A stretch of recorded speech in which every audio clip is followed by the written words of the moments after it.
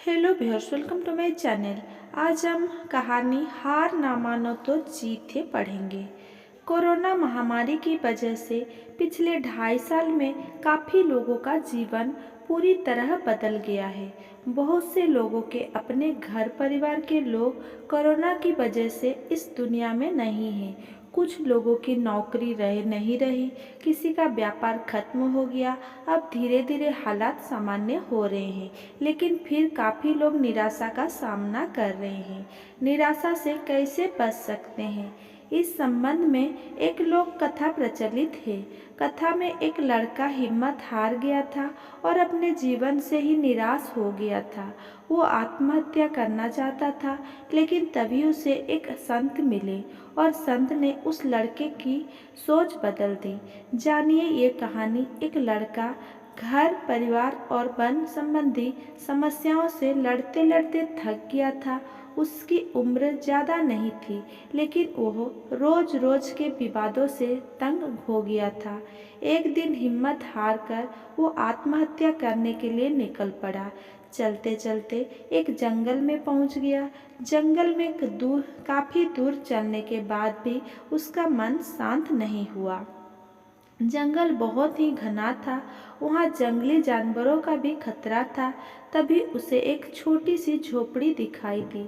लड़के ने सोचा कि इस घने जंगल में झोपड़ी बनाकर कौन रह रहा है। अपनी जिज्ञासा शांत करने के लिए वो लड़का झोपड़ी की ओर बढ़ने लगा। झोपड़ी के पास पहुंचा तो उसे एक संत दिखाई दिए। संत ध्यान की मुद्रा में बैठे थे और उनके चेहरे पर शांति और प्रसन्नता दिखाई दे रही थी। लड़का संत के पास ही बैठ गया। संत ने लड़के को देखा तो उसका परिचय पूछा।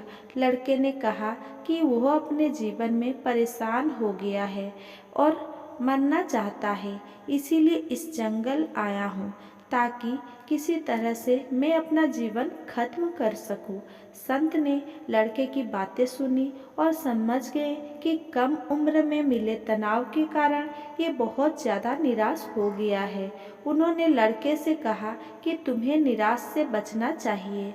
समस्याएं तो आती जाती रहेगी, समय एक सा नहीं रहता है। संत ने लड़कों को समझाने के लिए एक कथा सुनानी शुरू की। संत बोले, एक छोटे बच्चे ने एक दिन अपने घर में बांस का और एक कैक्टस का पौधा अपने घर के आंगन में लगाया। उसका बागवानी का नया नया शौक था। बच्चा रोज दोनों पौधे की एक समान देखभाल करने लगा। रोज सुबह शाम पानी देता, धूप छांव में पौधा का ध्यान रखता। काफी समय बीतने के बाद कैक्टस का पौधा तो लेकिन बांस का पौधे में कोई बदलाव नहीं देख रहा था।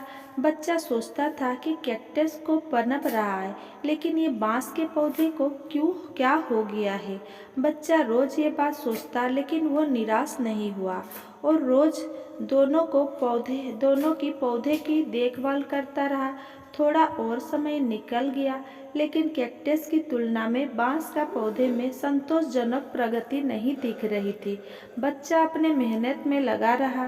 कुछ समय के बाद एक दिन बांस का पौधा पनप गया और कुछ ही दिनों में बांस का पौधा कैक्टस से भी बड़ा हो गया। संत ने उस निराश लड़के से आगे कहा कि बांस का पौधा पहले तो अपने जड़ें मजबूत कर रहा था, इसीलिए उसे पनपने में समय लगा, लेकिन वह बच्चा भी अपनी कोशिश में पीछे नहीं हटा, निराश नहीं हुआ।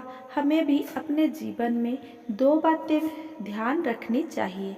पहली बात तो ये है कि हालात कैसे भी हो, सकारात्मक और धैर्य ना छोड़े।